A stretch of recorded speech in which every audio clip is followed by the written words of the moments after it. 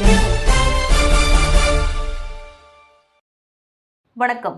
Hitech news TV செய்திகள். சென்னை கோயம்பேட்டில் உள்ள சிம்சன் ஹோட்டலில் பத்திரிகையாளர் சந்திப்பு நடைபெற்றது. அப்போது செய்தியாளரிடம் பேசிய மதசார்பற்ற சோசியலிச காங்கிரஸ் கட்சியின் தலைவர் மகாத்மா சீனிவாசன் அவர்கள் தெரிவித்திருப்பதாவது: கடந்த சில நாட்களுக்கு முன்பு காங்கிரசிலிருந்து விலகி மதுரையில் மதசார்பற்ற சோசியலிச காங்கிரஸ் என்கிற புதிய கட்சியை தொடங்கியுள்ளேன்.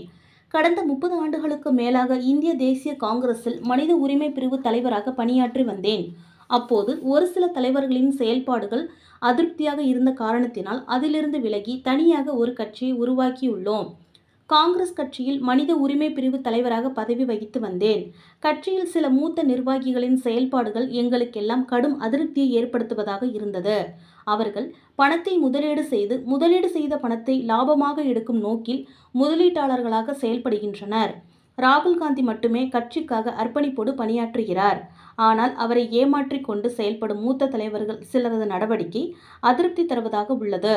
அதனால் காங்கிரசிலிருந்து ஒவ்வொருவராக வெளியேறி வருகின்றனர். தமிழகம் முழுவதும் பாத யாத்திரை, சைக்கிள் பயணம் சென்று ராகுல் காந்தியின் பெயர் புத்தகத்தில் இடம்பெற்ற எனக்கு மதுரை, மேலூர் தொகுதியில் சீட் கிடைப்பதாக இருந்தது. அதனை மாணிக்கம் தாகூர் என்பவர்தான் கடைசி நேரத்தில் தடுத்துவிட்டார். இப்படி கட்சிக்காக உழைப்பவர்களை எல்லாம் ஓரம் கட்டும் வேலையை ஒரு கூட்டம் பார்த்து கொண்டிருக்கிறது. இவர்கள் மீது நடவடிக்கை எடுக்க தவறிவிட்டது. எனவேதான் ஹசினா சையத், அமெரிக்க நாராயணன், CR சுந்தரராஜன் என முக்கிய நிர்வாகிகள் அனைவரும் வெளியேறிவிட்டனர்.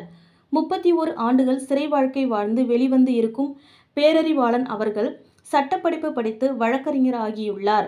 அவரது வழக்கறிஞர் பட்டத்தை தடை செய்ய காங்கிரஸ்காரர்கள் துடிப்பது தவறு என்று கூறினார்.